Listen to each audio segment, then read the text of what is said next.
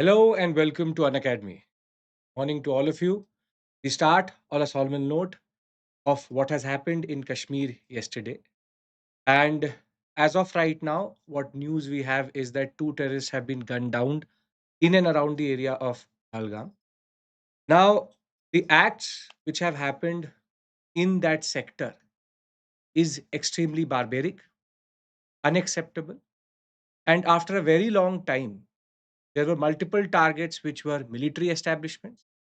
Tourists and civilians have been killed in Kashmir. And in that context, this is unacceptable at the level of the Pakistani army, the Pakistani government, which is funding such terrorist activity, in turn to send a message to India. Now, we will send a befitting reply. Our Home Minister, our Prime Minister is back this morning. Our Home Minister is already there in Kashmir. Now, when we talk about state sponsored terrorism, Pakistan is the expert in it. However, previously the attack was on military establishment. The men and women had an opportunity to retaliate. On the other hand, these were unarmed men and women who were just spending their time in the beautiful sector of Kashmir. Now, as I said, this is disgusting. It is disturbing that something like this can still be in the politics of Pakistan today after what it has gone through with regards to its terrorist funding. And in that regard, there is a need for befitting reply, and there will be for sure. But the only update as of right now is that yesterday these terrorists were at large, and just 5 minutes back we have received a message that there has been the you can say the armed forces have been able to track them down. Two terrorists have been killed. We have to still confirm that is it really the same terrorists who had emerged from the forests and fired on unarmed civilians in that regard. And there are multiple angles here which are emerging. There is a group which has also accepted or has argued that it is behind it. It is again the same type of politics which Pakistan plays with regards to arguing for domicile certificates, this and that. But the point is that this is where it's the Amarnath sector. This is a very, very beautiful sector known for its tourism.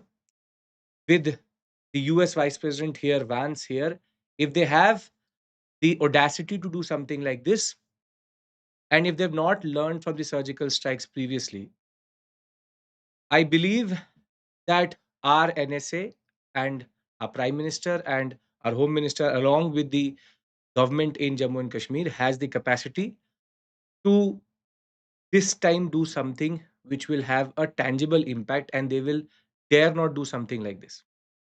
So as I said, it is not a good morning because yesterday has only given us pain. And in that regard, any discussion I have with you today is dampened by the fact that something like this is possible in 2025, that too not on military establishments, but rather on civilians. So, we as a nation have to support any activity which happens from our armed forces towards something like this as a reply. And I think this will only bring us together. India has always emerged better and stronger from such activities. And in that regard, it's something which Pakistan has to pay for now. Because this idea that there is ingrown terrorism, this, that, it's all a very old reply. Pakistan has been paying a cost for what it's done previously, but this is where you have basically entered into a zone where you don't, it's in the heart of Kashmir. It is very near to the Srinagar sector. It is all, there are two foreign terrorists, two foreign uh, visitors and tourists who have been killed. Along with the number will go up because multiple people were wounded. But as I said, the solemn note, and at the end of the day, terrorism is terrorism. There is no point putting anything further. Terrorism is terrorism. Whatever would have been their rhetoric, it is unacceptable at all levels. And therefore, I think we as a community, we as Indians today stand by everybody. Our thoughts are with everybody who has lost a loved one in that incident itself. And as I said, it is something which now Pakistan has to pay. It it would not be the right way of in a very UPSC aspirant way, not the diplomatic way to do it, but rather now I think diplomacy needs to be supplemented with action, because Pakistan is, though diplomatically isolated, is a pure pawn of China at this point of time, has nothing to show for its development to its own citizens. Pakistani army, Pakistani forces, ISI can always say that we are not associated with any of this, but we know where this is coming from. The amount of ammunition which they had and the way they did what they did shows a pure brawn hatred for India, which can only come through from the Pakistani sector. So, I have certain topics for you today other than this. The first topic was to discuss the terrorist attack in Jammu and Kashmir, Pahalgam. Then we'll go into these topics related to the Arctic Circle, but I still want to reiterate some of the details which have come through. Now, uh, the group which has argued,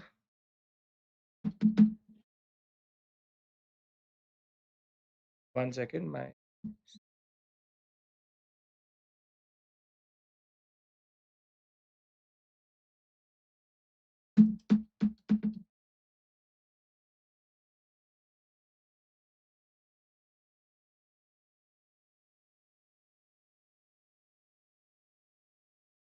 okay, yes, sorry, the system hang. So the group which has taken responsibility here is Resistance Front. It is seen as an offshoot of Lashkar-e-Taiba. Uh, they have given their own logic. I don't even want to discuss that logic because that only gives agency to them. But the casualty data will obviously go up. This sector, which is the Baisaran Meadows, as they're called, is a well known tourist spot. And therefore, close to 40 tourists were present at this point of time. It's a honeymoon destination also. We have seen very disturbing images coming out of coming out of the Pahalgam sector, coming out of the meadows itself. But 22nd April 2025 will be remembered as a day when our relationship with our neighbor changed, I think forever, because previously it was targeting CRPF, which was still unacceptable, always unacceptable in that regard. But unarmed tourists being killed at gunpoint after checking their religion in certain cases is something which is regressive, barbarous, disturbing, and therefore this name should be something we should remember. And I believe that will all dignitaries. Our prime minister was in Saudi Arabia as of right now. He came back. He left the dinner there. He's back today, Wednesday morning. Today morning, he's back. And I think we all here can agree that action is needed and at a level where these terrorists should now shiver before they think something like they should plan. So I have really no words. Since yesterday, it has been heartbreaking to just see the news coming through, all updates which have come through. It is in the heart of Jammu and Kashmir and very clear, very near to the Srinagar sector. And as I said, two terrorists have been shot down. We don't know if they're the same two terrorists, but there will be action for sure. Okay. Now coming back to what we have to cover, there were two to three very interesting articles under the Hindu newspaper. First one discusses the concept of the Arctic region. Then something which is equally dangerous, which is brewing up in EU as of right now, which is left and right politics. Then we have one article which talks about how there's a relationship between the monsoon and food inflation. We'll discuss that also. We'll discuss AI models with regards to weather forecasting, equally important. And we have three simple, straightforward articles. Once Vance is here, so therefore there's a lot of chat around that.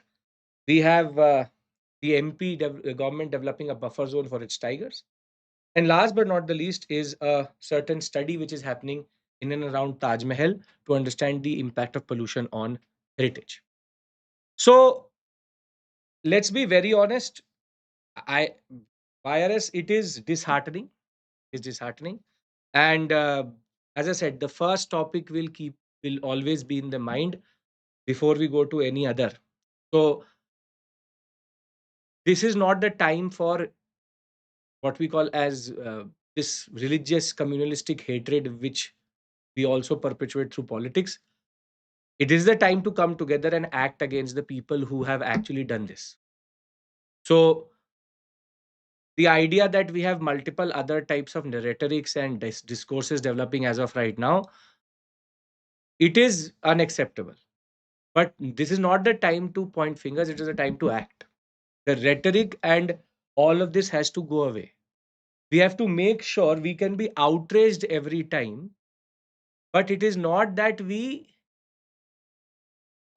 just out have this outrage, we have discourse developing, we have messages going through this and that, then people start to talk about other things. This is not the time for politics. This is the time for action. And that action has to happen above religion, caste, anything else. Whatever it may be, it has to go above identity. Terrorism does not have a specific religion, does not have a specific face, it does not have a specific identity. Terrorism is pure terrorism. It is based on the politics of fear, on the politics of terror.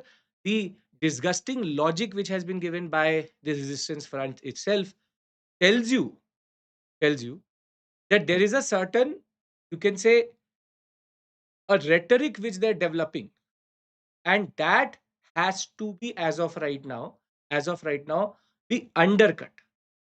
Yes, it is also a matter of trust. When we thought that Pakistan was changing its understanding, or it was trying to repent for what it has done previously, it then funds something like this in India at a time where the whole world geopolitics is extremely fragile. This is the wrong time to do something like this. As it is, if it is, there is no right and wrong time, but this is a moment in which we as Indians have to stand up and, in a way, do something which should make sure that this is the first and the last time I'm having this conversation with you. This is the only thing which I wish for. This is the last time I'm standing here thinking about the first topic throughout this period, and at the same point of time telling you about the Arctic region, because all of that is totally irrelevant. If we as Indians cannot feel safe within our own country, and if areas which are known for their natural beauty are extremely important for India are under attack, and therefore this is the last time we should be outraged, because after that there should only be action. Only action should happen. This is the point of no return for us.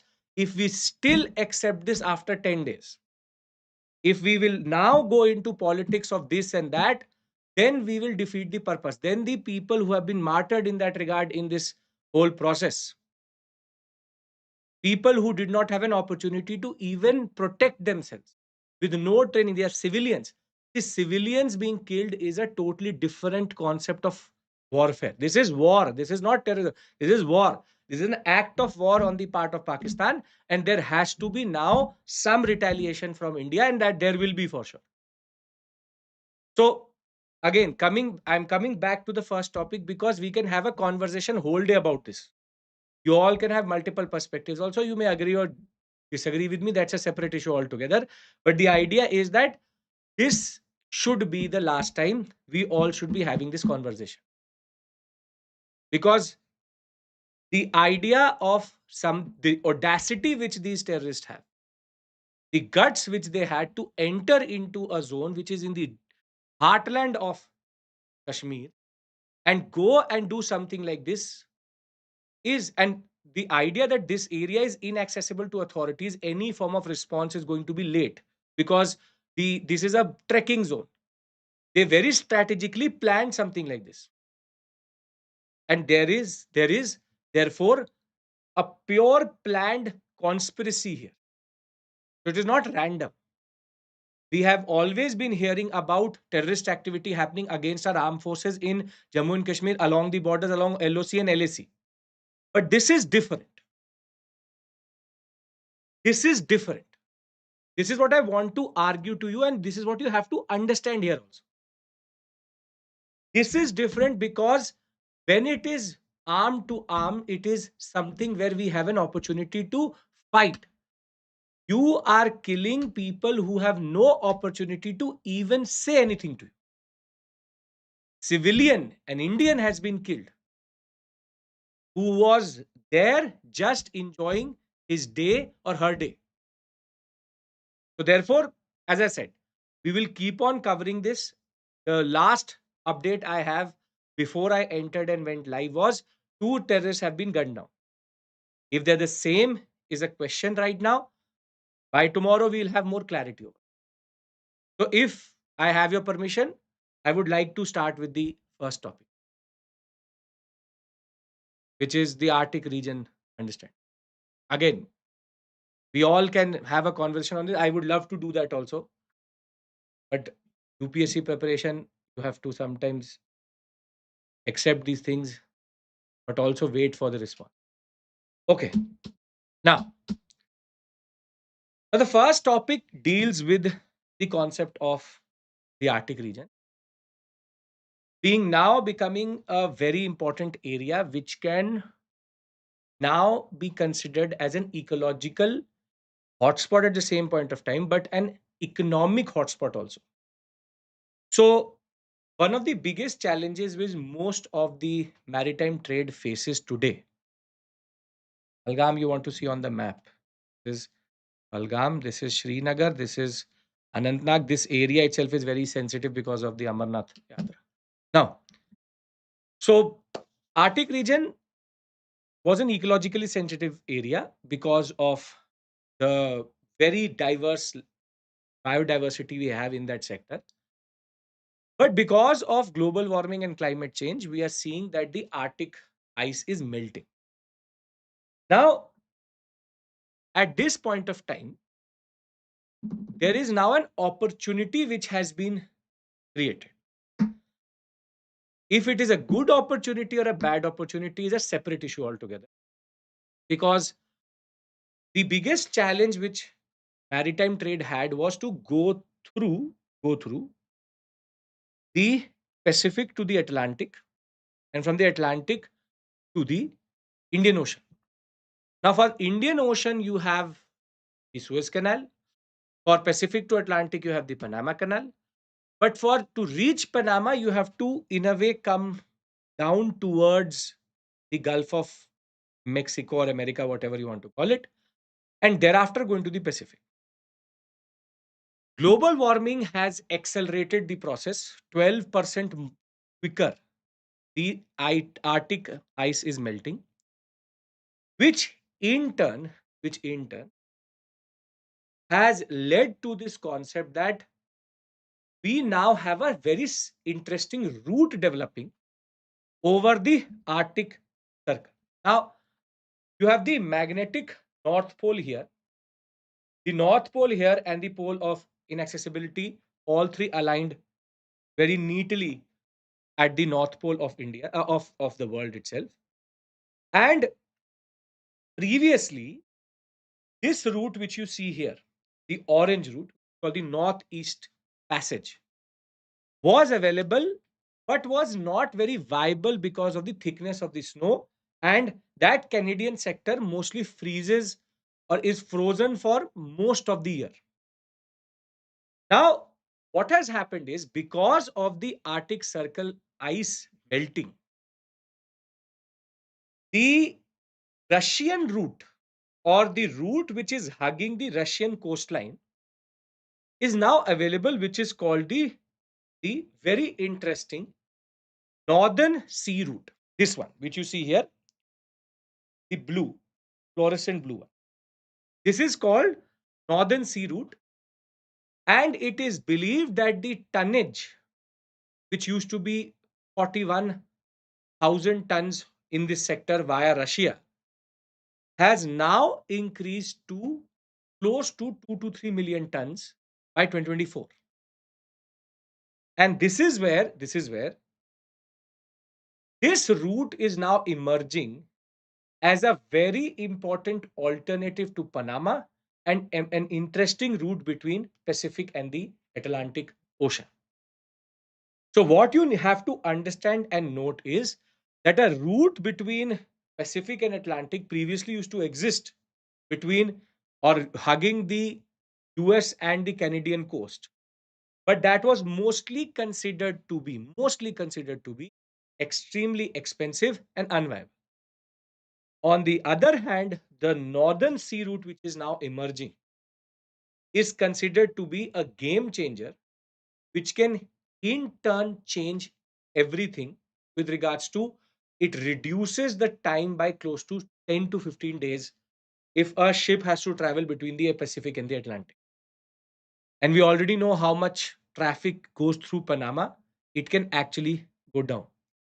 Now, other than the sea route itself, the northern sea route also is a potential area of natural resources, which is it is believed that 13% of all undiscovered oil, 30% of all undiscovered natural gas, and 20% of natural gas liquids, along with coal, is actually available in this sector, and the melting of the ice itself leads to leads to this area becoming an economic hotspot. So this is where I started this discussion. It is an ecological hotspot already, very sensitive biome that ways. However, the problem is that with economic opportunity coming through, all logic with regards to ecology has been thrown out of the window. And what has now come into the forefront is this: how can everything change in that regard? And how can the economic possibility of this sector, the potentiality of this sector, forever change the way we do trade and also increase the importance of Russia in this sector? Because most of these reserves are on the Russian coast. So, what I've been trying to establish for the past 10 minutes is this is what this Arctic Circle economic geopolitical importance people are talking about in the news nowadays is. And I hope that you understand that for India, for China, for Asia, this is a very interesting development. Very interesting development. But there's an ecological cost for that. So, first tell me, do you understand what do I mean by Northern Sea Route? What is this potential route which is developing? What is the importance of it in that regard? And how it can forever change how we trade in the world? Because then I'll talk about how India wants to harness. There are 3 to 4 parts to this article. First article is based on this only. So we have successfully established one thing, which is the fact that it is an ecological sensitive zone, but it's an economic hotspot also, and has significant implications for maritime trade. Now, this Northern Sea Route, which I'm talking about, NSR as it is called, with a 12% rate of shrinkage of the Arctic ice as of right now, with rising sea levels, the tonnage has already gone up from 41,000 tons to 37 million tons in 2024. So 2 to 3 tons per day is being taken from this sector. And this is a major jump in that. Major jump. What is needed is icebreaker ships and an understanding on how to go through the what we call as sector in the most most safest way possible. So, when we talk about icebreaker ships, when we talk about the potentiality, you need an understanding of the Northern Sea at least. So, this NSR route, you need an understanding which mostly the the Russians have. Now, has India tried to tap into this? Has India tried to tap into this? And this is where India has already seen potential into this, but India needs to do certain things correctly to use its potentiality. To use its potentiality. So we are already part of what is called as the Svalbard Treaty. It was signed in 1920. We signed it after independence.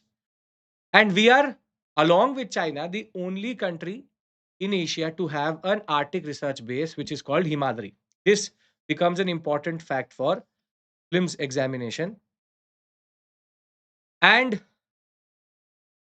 the NSR route, India was very quick to realize that we have to develop an Arctic policy. And in 2022 itself, we published an idea where we want to be a part of the NSR route. However, $3 billion has been allocated in the budget also for maritime development. But what the author argues is it has to go for shipbuilding. Meaning, if we don't have the right shipbuilding clusters and ships, this route will become useless for us or we will become too Russia dependent.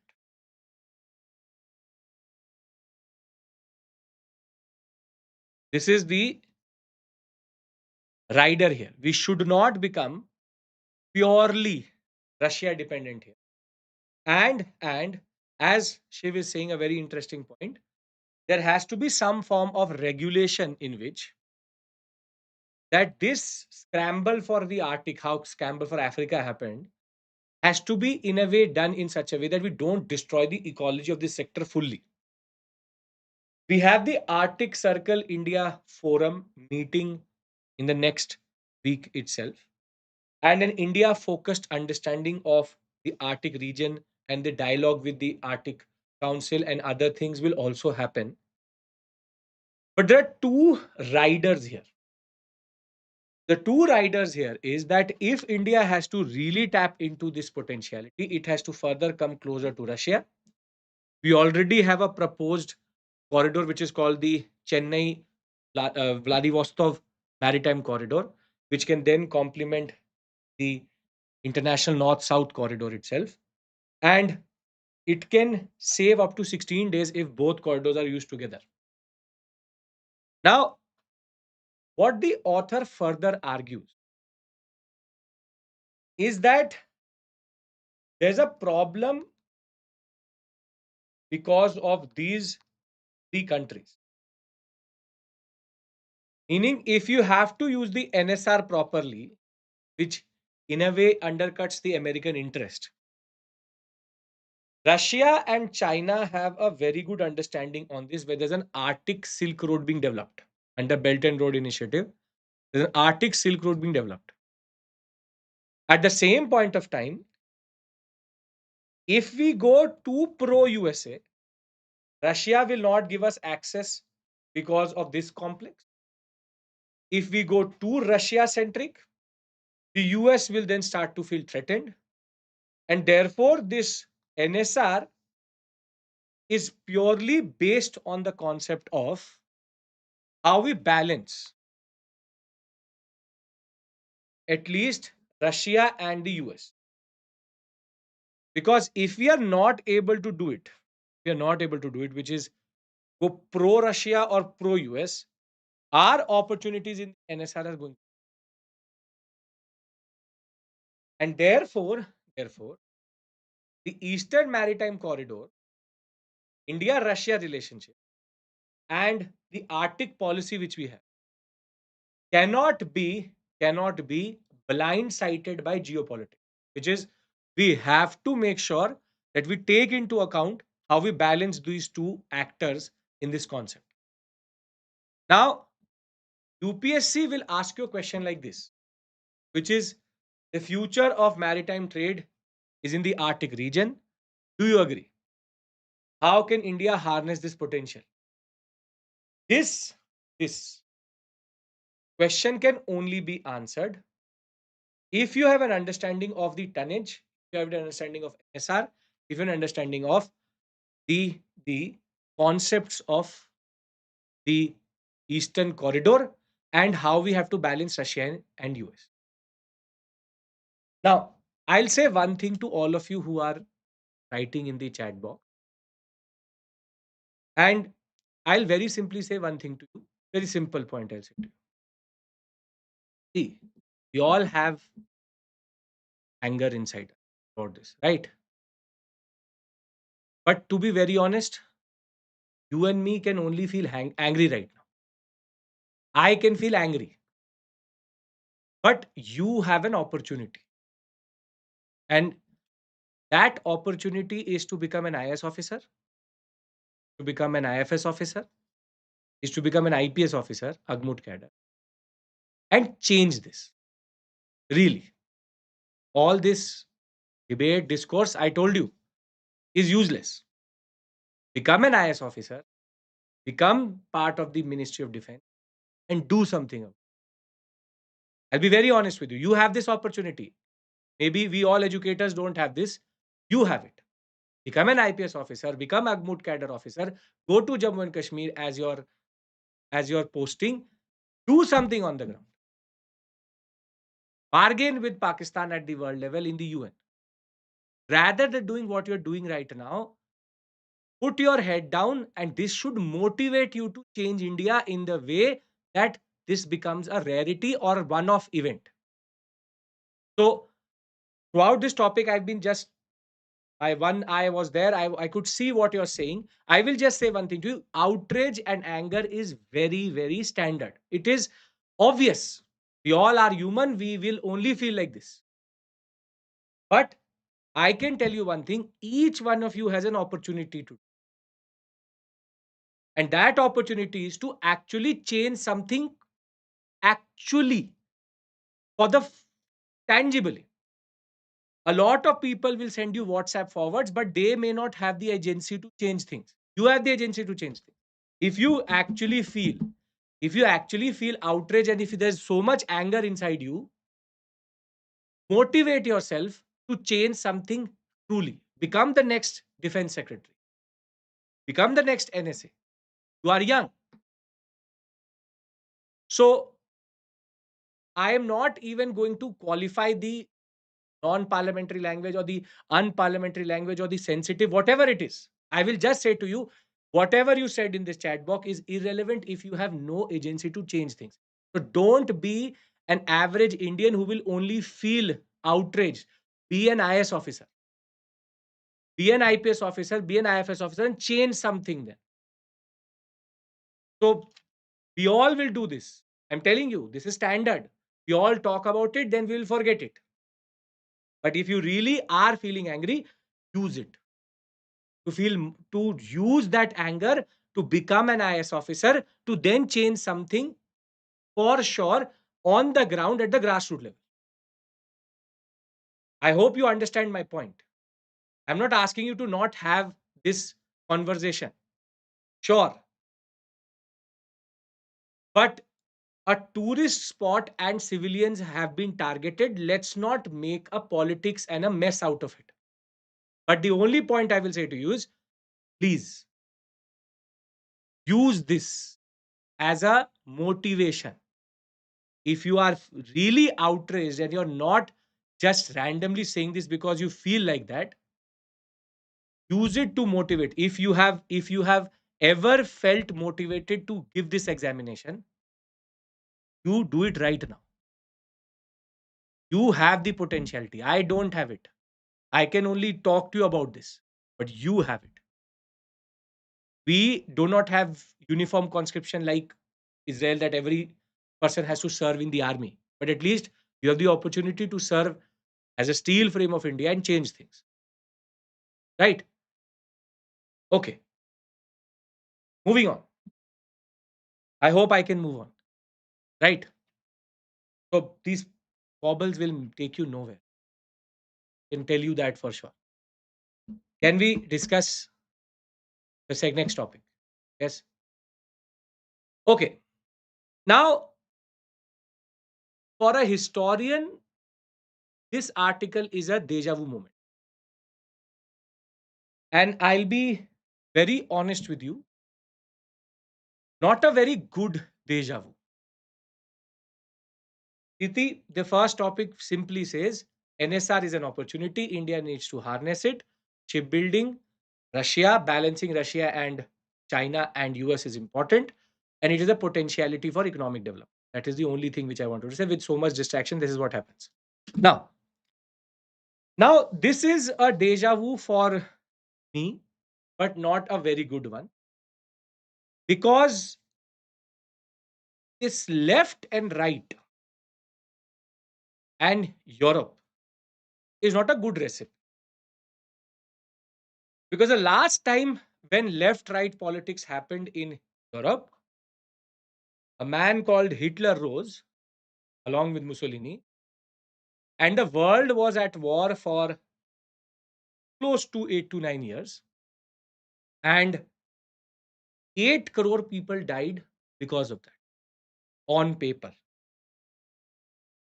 Meaning, any form of EU left right politics is treading on the path of that Bolshevik socialist understanding, which developed in the 1920s after the Treaty of Versailles, after the Russian Revolution. Russian Revolution 1917.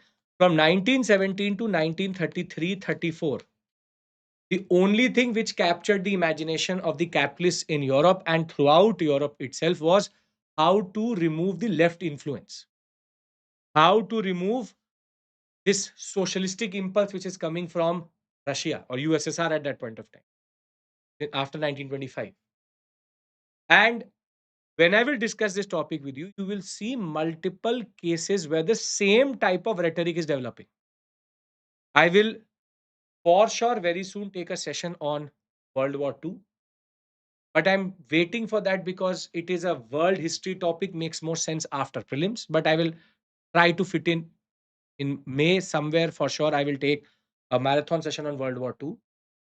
And this is where that World War II reference comes through, which is that the imagination of the Europeans was captured in socialism versus the concept of the right versus the left versus how capitalists used to feel very, very, you can say, fearful of Bolshevism at that point of time.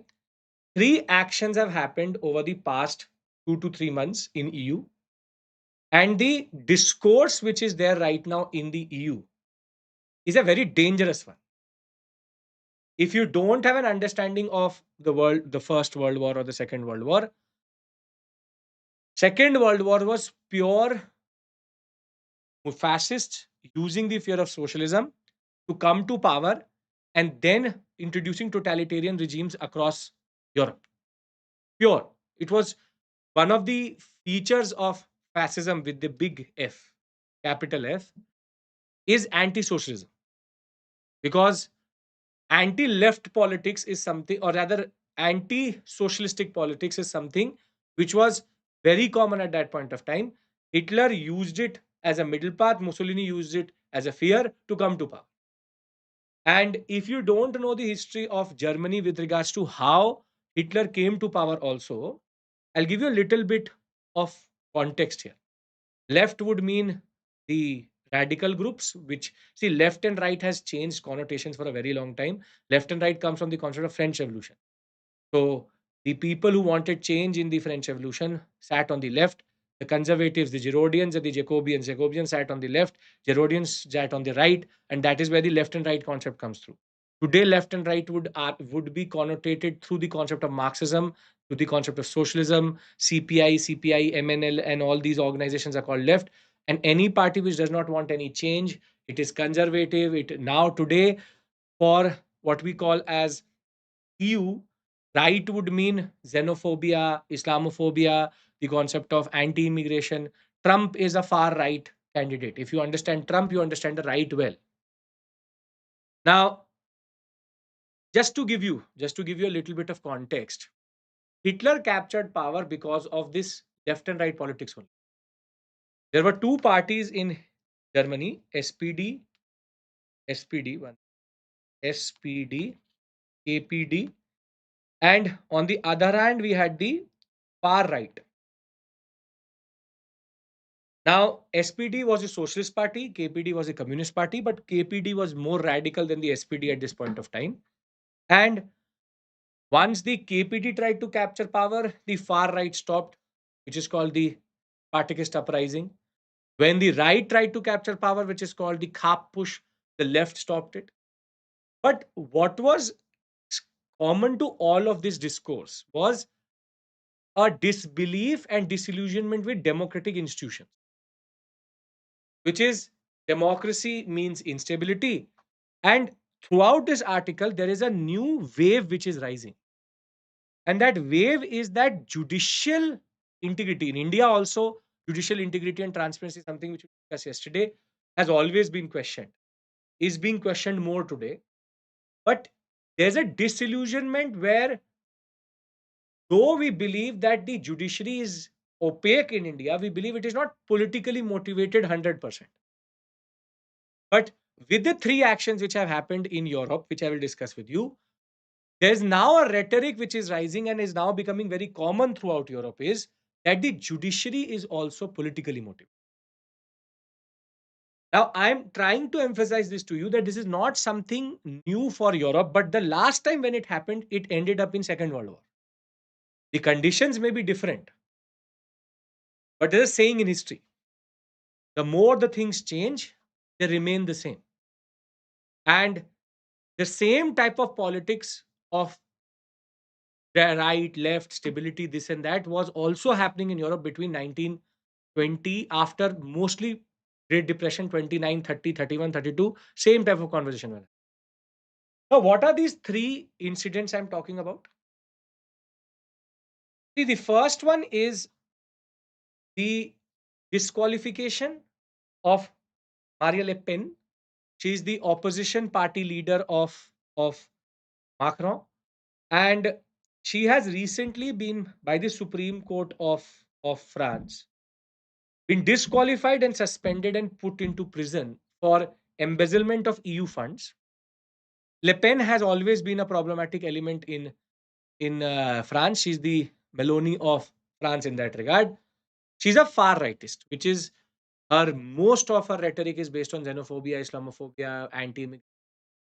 And now Le Pen's constituency and people are arguing that the embezzlement of funds was not done, and this is a politically motivated action, and it's a witch hunt.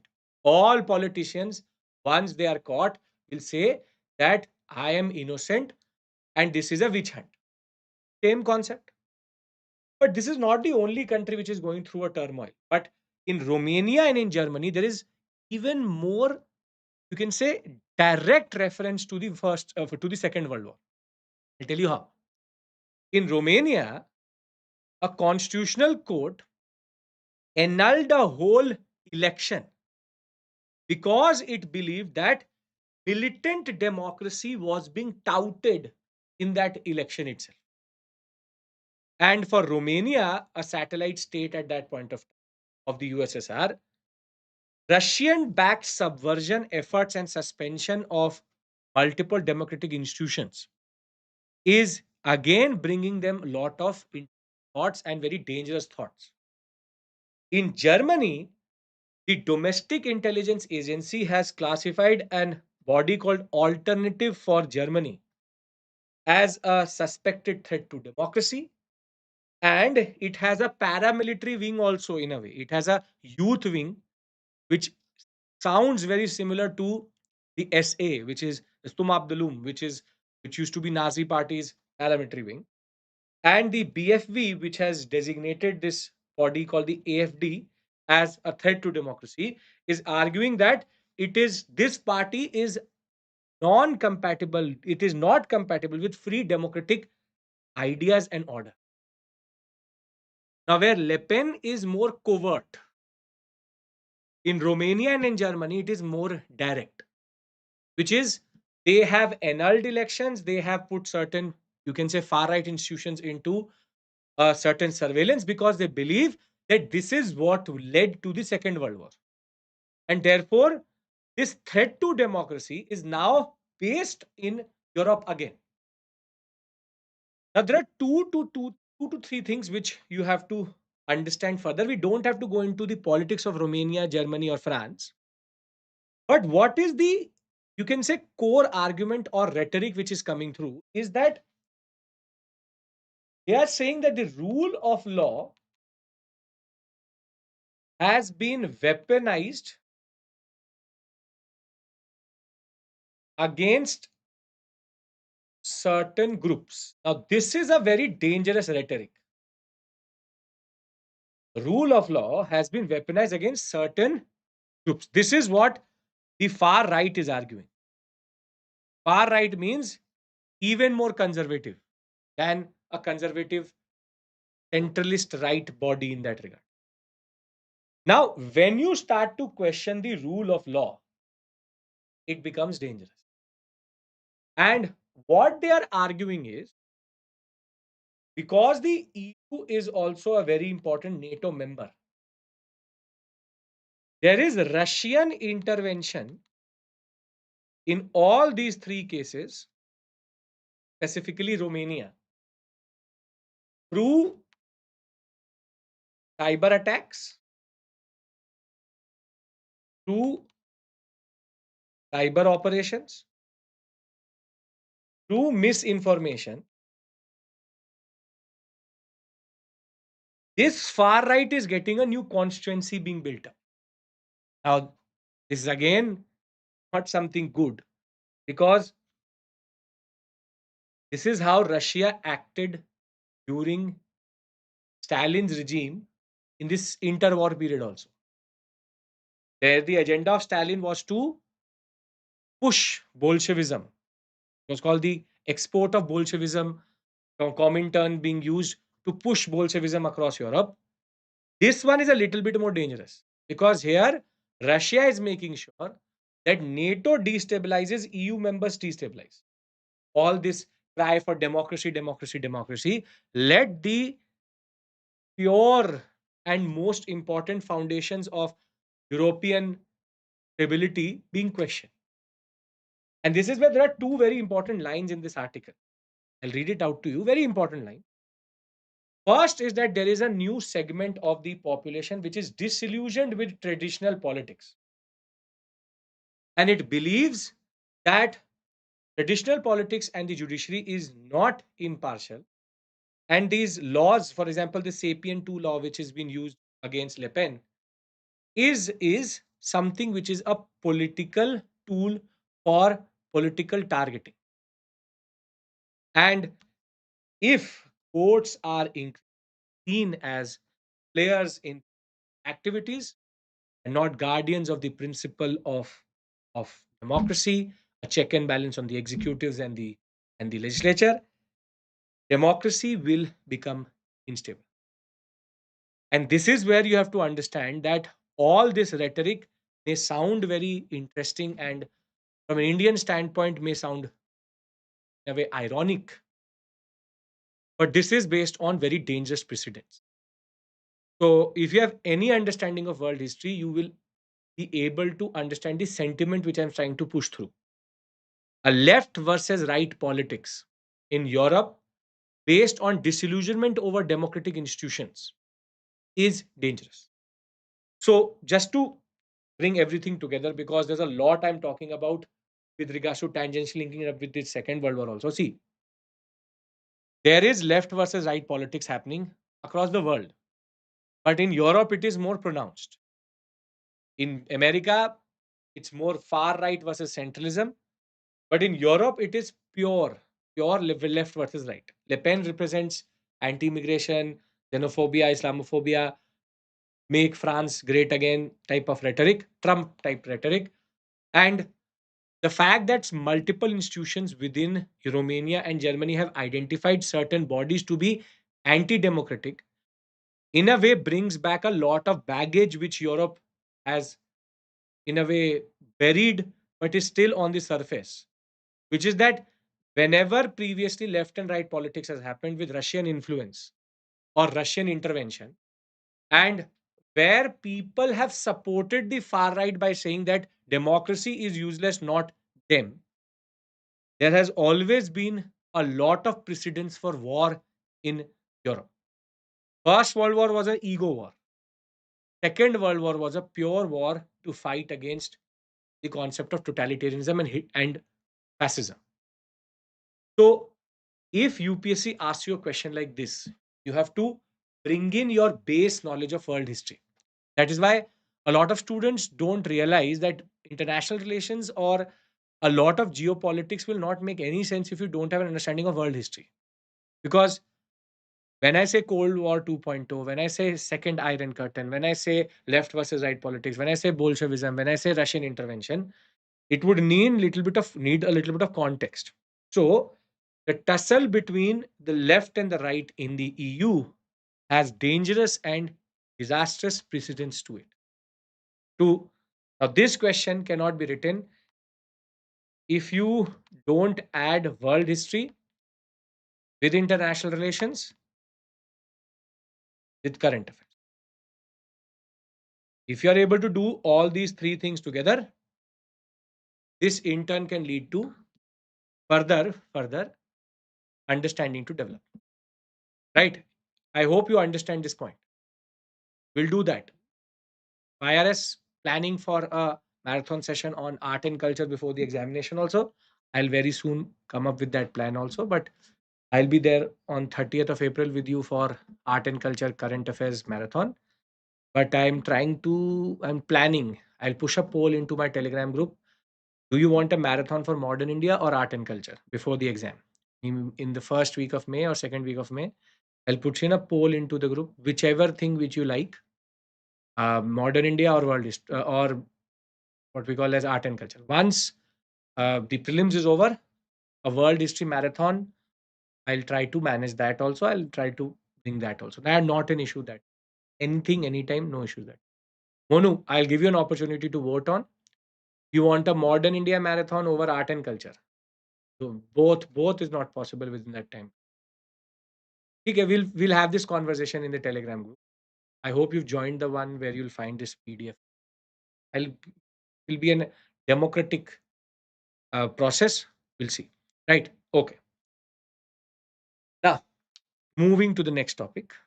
I know most of you will say culture, some of you will say modern. It's a futile concept to be done within the live chat. Okay. Now, a very interesting article coming out of the Hindu newspaper is that people tend to create a linkage between monsoons and agriculture, right? But the relationship between monsoon, agriculture, and food inflation is something which this article tries to establish. Now, the IMD, you must have gone through this article just recently, which said that we will have a above normal monsoon, 105% it is being argued. Now, first, I want to discuss this concept that what does an above normal or what this 105% actually means.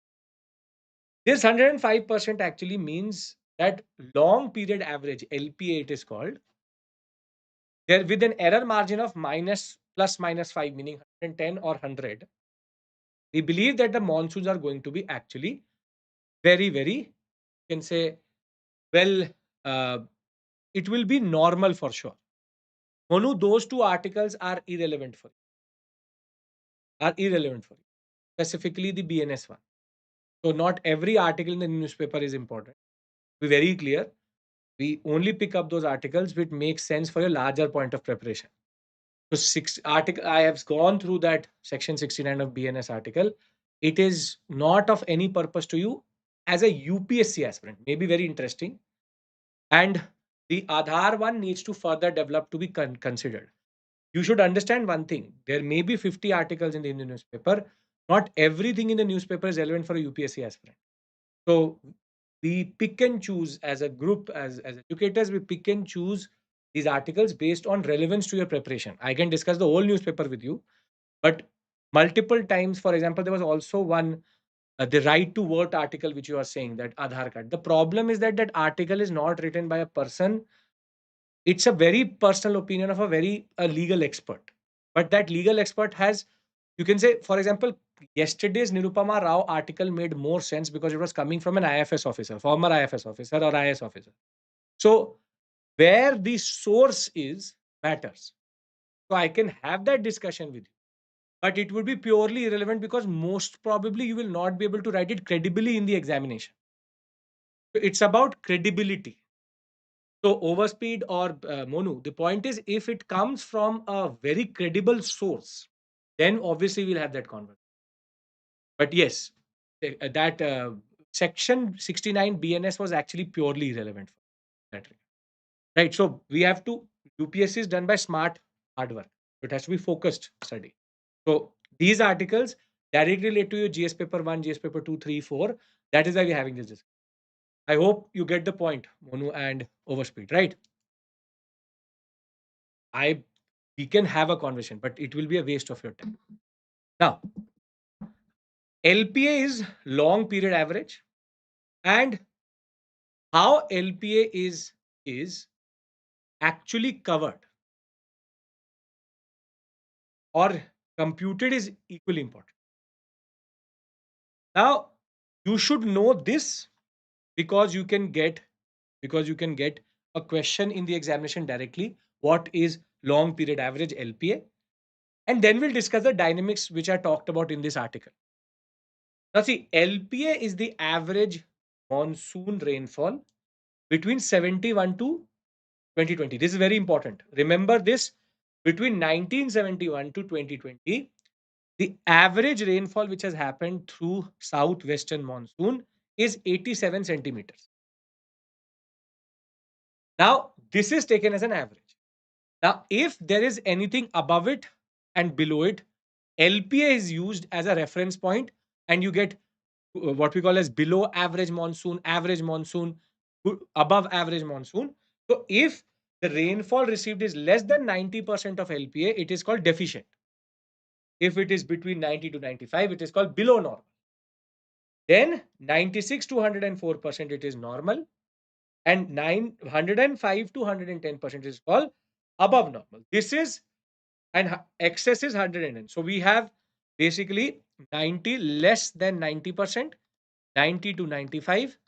Then we have 96 to 104, 105 to 110, 110 above.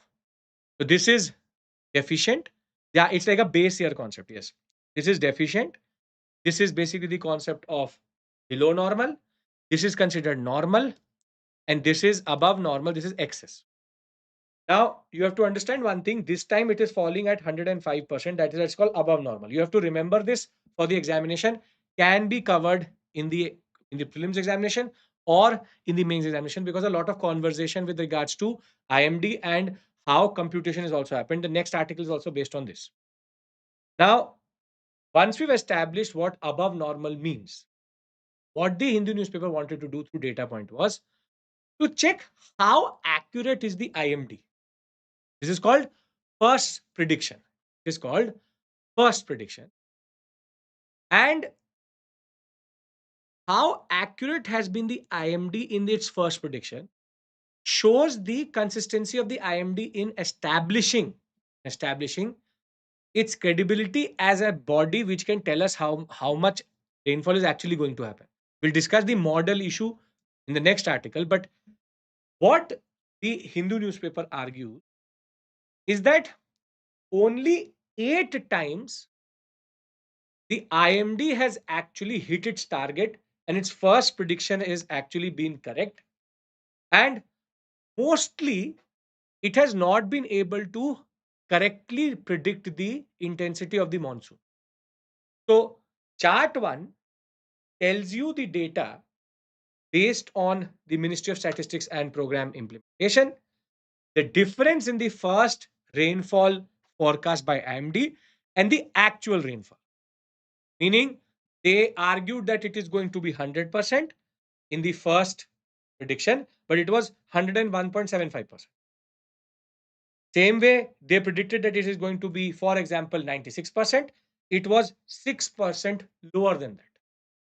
So it is only 8 times in the period between 2001 and 2025 that they have actually been able to predict it correctly. That is not something as a question on IMD, because weather and climate prediction, specifically weather and spatial differentiation, is such that this is a very difficult task to do. We'll discuss this in the next article related to this only. But what is interesting is that even if 105% target is met for rainfall, which is going to be above normal, what this second chart tells you is spatial differentiation in India is extremely skewed and the delta is very big. Meaning, in the same year where above normal rainfall happened, we had, for example, they had predicted 100%. It came at 95.6%, 95.4%. However, if India average was 96.4%, in two areas there was excess, and in eastern UP it was minus 28%. As one of you said, there is too much spatial or regional variation in rainfall also. Maybe we will have above normal rainfall, but you have seen these cases that in one part of India there are flash floods which are happening, and at the same point of time, there is drought in certain regions of India. And this is where you have to understand that the spatial variation of the monsoons is such that even when we have above normal, or even when we have the concept of below normal, normal, whatever it may be, we have so much variation that we have to take into account. And this is where IMD is extremely handicapped, is very handicapped, because though it is able to give good variation according to year on year India, but when it comes to region by region, it is very difficult. Very difficult. Floods which are flash floods, which mean very quick floods, not slow rise of the water level, very quick, meaning it is the cloud burst or there will be a breach in the river itself. That's called flash floods. Now, why are we discussing this article? Why are we discussing this article? Because there's a very interesting causal relationship which the Hindu talks about. And that is, in a given year, when IMD has been correct, that good monsoons have happened, in the same year, food and vegetable inflation has been in control. So, for the first time, we have an article which does not just talk about the impact on agriculture, but also establishes a causal relationship between monsoons and inflation. In any given year where we have had good monsoon, which is obviously it's a very standard and very obvious concept, but was never properly established through data. And this is where, with food inflation cooling down at this point of time, there's a chance that with this prediction, and if IMD plus minus 5, we may see inflation further going down, at least in the core areas, specifically food and but at the same point of time, we had the onion crop being destroyed in Maharashtra because of too much rain, and we had the paddy crop sowing to be delayed because of too less rain. So since January, when we had good, at best, you can say, the normal monsoons happened, we had inflation going down. If this is the case, we can go further and argue that yes, but do understand one more thing. In the context of the monsoons, there are multiple things which are taken into account, because it cannot be just rainfall per se from the southwestern system. Southwestern monsoon system is affected by ENSO also, El Nino Southern Oscillation, the Indian Ocean Dipole also. So IMD has a very difficult task to establish the temperature differences between Tahiti and Darwin with regards to the Pacific Ocean. Then Indian Ocean dipole means that the temperature differentiation between Eastern and Western Indian Ocean, or that ways how strong. Sometimes you had a El Nino year, but positive Indian Ocean dipole. One year we had a La Nina period, but a negative Indian Ocean dipole. All of this leads to a lot of computation errors. Lot of computation errors. So this article specifically wanted to argue that food prices may remain low if IMD's prediction is. This is what you will be able to write in the examination, that yes, we have a data driven model where we can argue that this is the concept. This is the concept, which is data driven model of IMD can give us some understanding. Do we understand data point? Always interesting, sometimes irrelevant, but this time relevant for your preparation. Yes. Okay.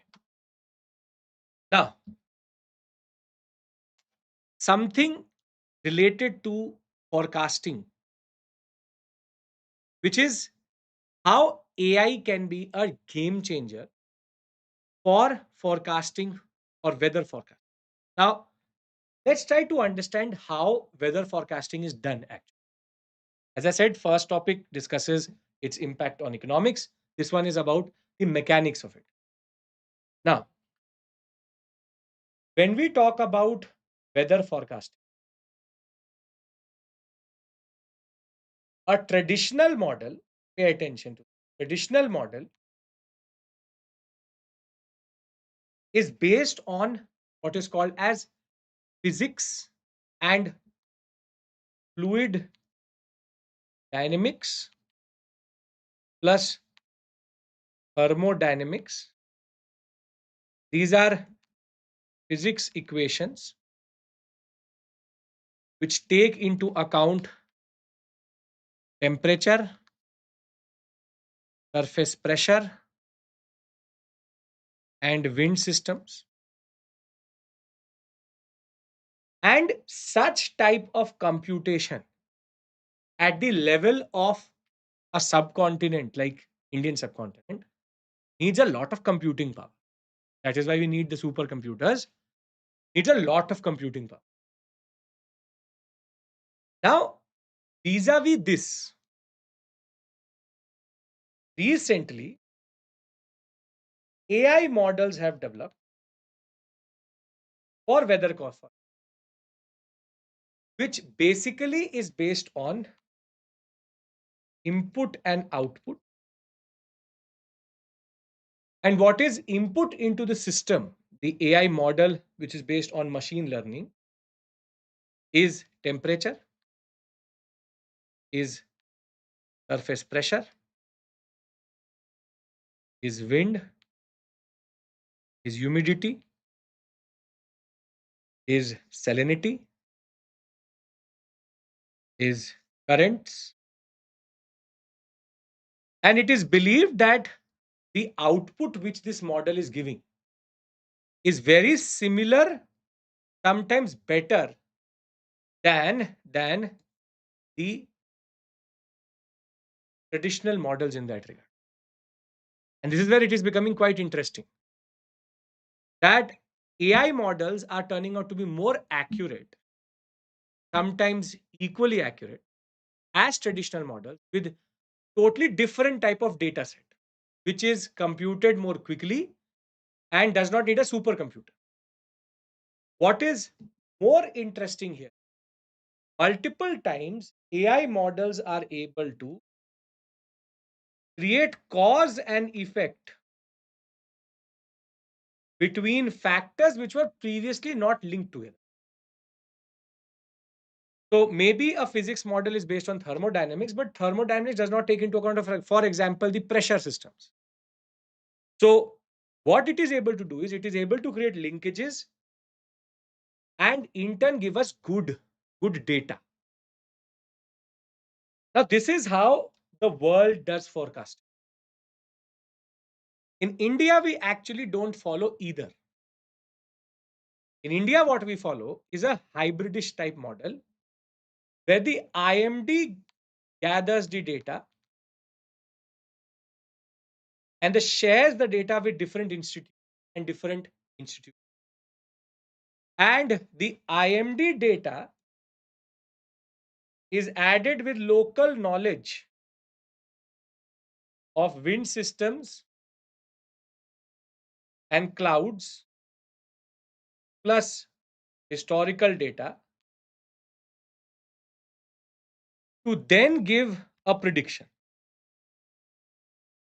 I hope now you realize why the Hindu newspaper is also questioning the logic of IMD, and that why only 8 years we were able to have a correct prediction, because it is neither based on supercomputing, on physics models, or it is not based on AI. And this is where this article says India since 2021 has started to move away from this hybrid model under Project Mosam, or it's called Mosam Mission. It is now moving towards AI models because supercomputing IMD has tried, but error, sensor errors, and multiple errors which are happening and inconsistencies which happen in turn are leading to the wrong prediction coming.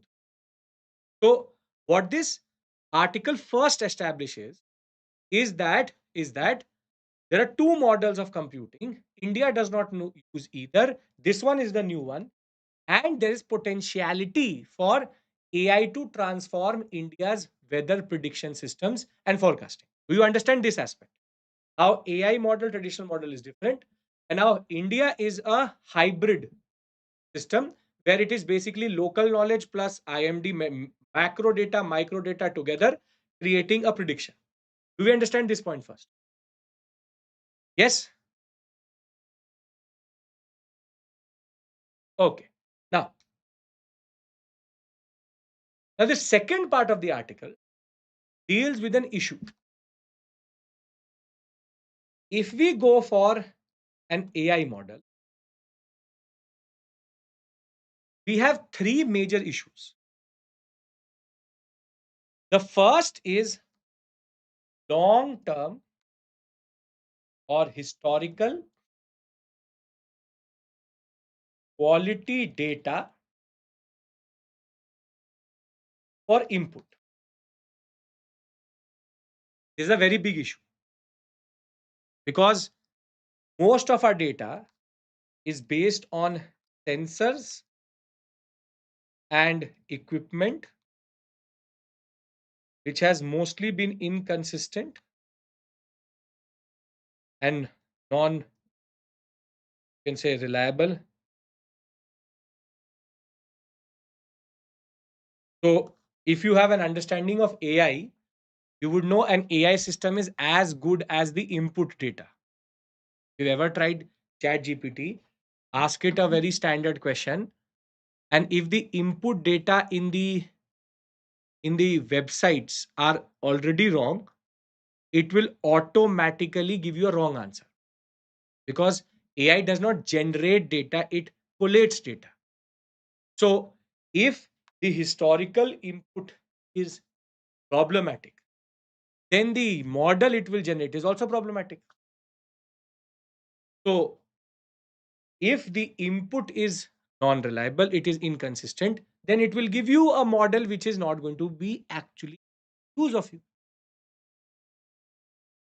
Will be of no use to you because the input data is problematic. This is where two to three different scientists have been quoted within this article, that they are competing over this idea that can we have quality data or not. The second issue is, see, for an traditional model, you need a physicist, you need a mathematician, you need an engineer. However, for an AI model, we do not have the right human resources,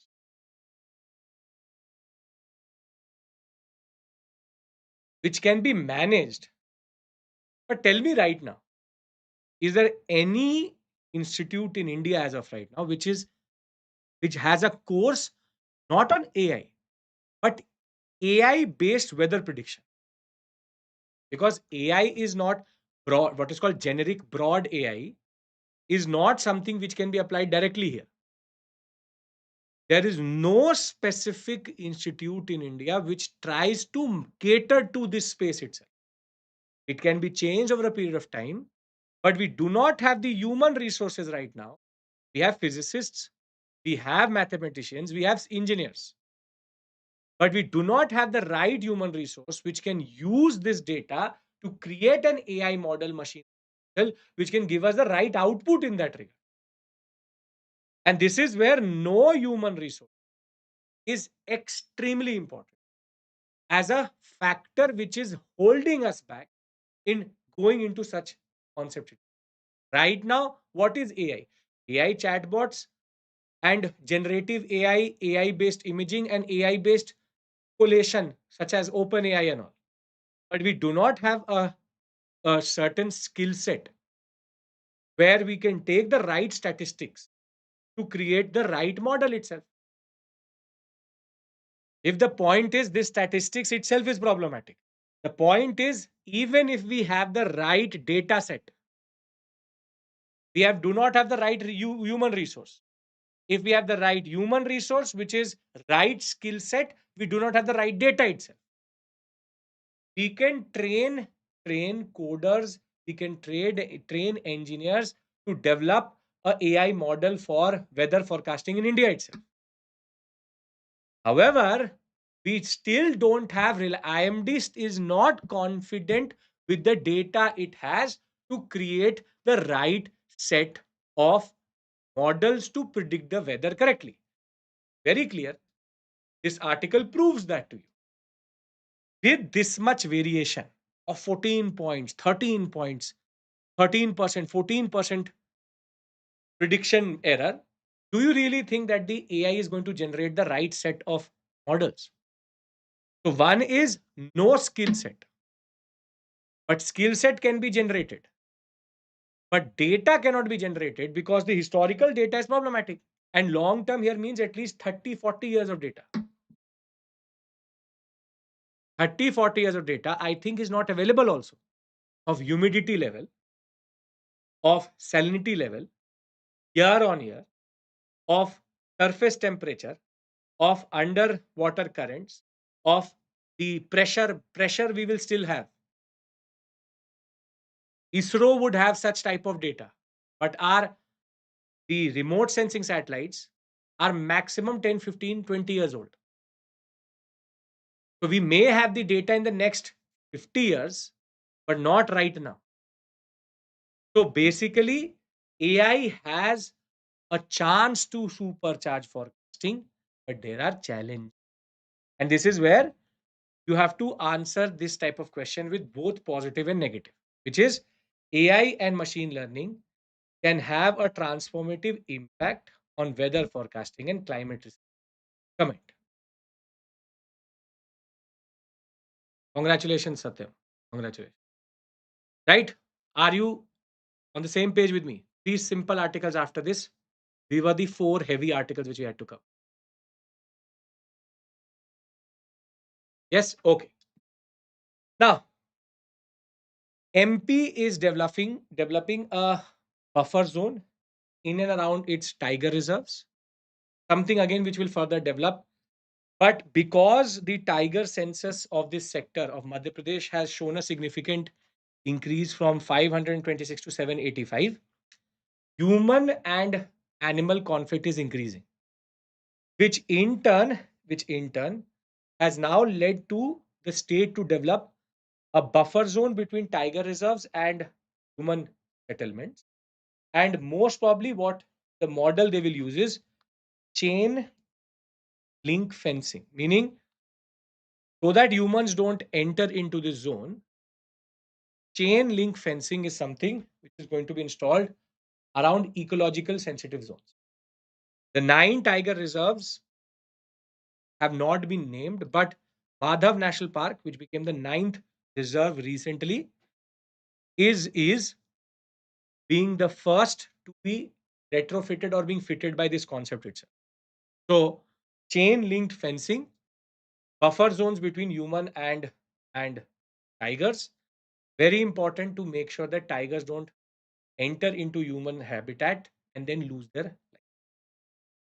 The second last article is again something which is projected. So, with JD Vance being in India, he was yesterday in Rajasthan, he's made a lot of noise about multiple things. That we are happy that India is ready to change the Civil Nuclear Act so that the liabilities can be changed for greater nuclear cooperation. He's talked about defense cooperation. He's also said that both countries should have equal footing when it comes to tariff. He supported Trump's politics, obviously. He also talked about how Quad can be taken further for defense cooperation.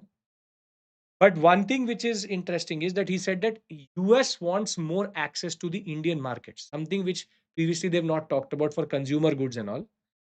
But Vance has argued that we have to go for further cooperation between India and US with regards to energy and defense, something which needs to be put tangibly on paper, which has not been done, but is making the right noises at least in that regard.